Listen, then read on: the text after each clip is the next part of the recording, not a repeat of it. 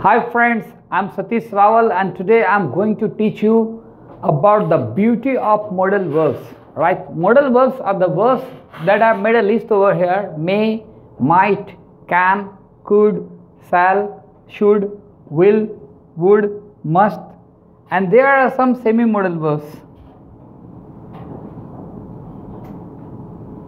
These are semi-modal: have to, need to be supposed to, used to, dare to, and to be able to. They are semi-modals.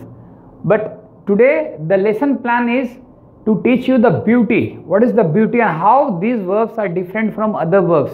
For example, if you talk about to be verbs, that is auxiliary, is, am, are, was, were, then you always have to think about the agreement between the subject and verb, just like I, are. So you are not writing I are or not speaking I are, you are speaking I am, or he is, or she is, or they are. So they need agreement. But in other words also, suppose you are using do or does or did, you have the same problem. You have to think about whether it is he do or he does. So there's a confusion. Okay.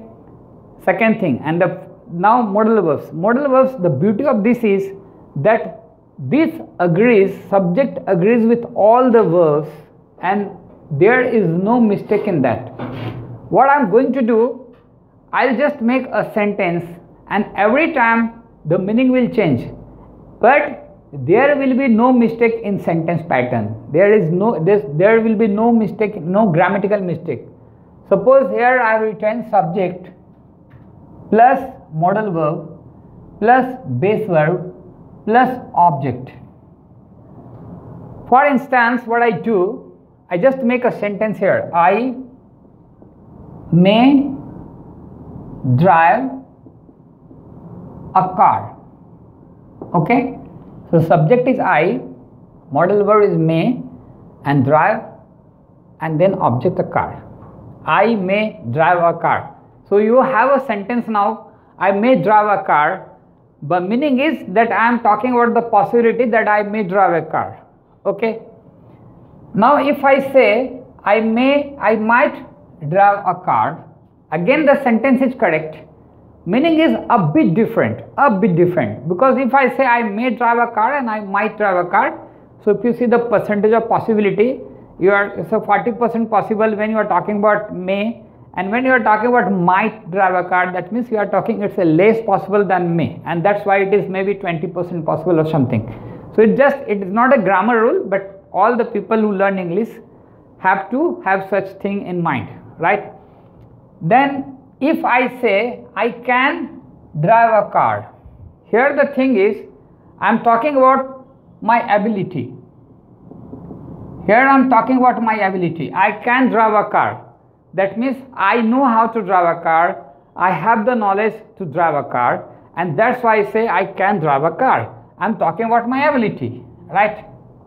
If I say I could drive a car, I'm talking about my past ability. This means at present I'm not able to drive a car, but there was a time when I was able to drive a car. So I'm now speaking I could drive a car. So past ability. Okay, shall, simple future, I shall drive a car, future, right? I'm talking about my future plan that I am going to drive a car, so shall drive a car. Should is just an obligation language, and that it's a advice language that okay, I should drive a car. That means I don't drive a car, but I should drive a car. So I'm talking about it just like an advice or something like that. Okay, I should drive a car. Okay, or I think that it's my duty. Okay, it's my duty and that's why I'm thinking like that I should drive a car. Okay, if I say I will drive a car, again it's a correct sentence and there is no mistake. Look, what is the beauty of modal verbs, that in every situation you are speaking, but sentence is not going to be wrong, sentence is going to be correct. Okay, if I say I'm just a bit polite and now I say I would drive a car, then again I get correct sentence, but it's again future action, but it's bit polite language. Would is always politer than will, right? Now must, it's a strong obligation. I must drive a car. Okay, there is no one to drive at home and I'm thinking like that, I must drive a car.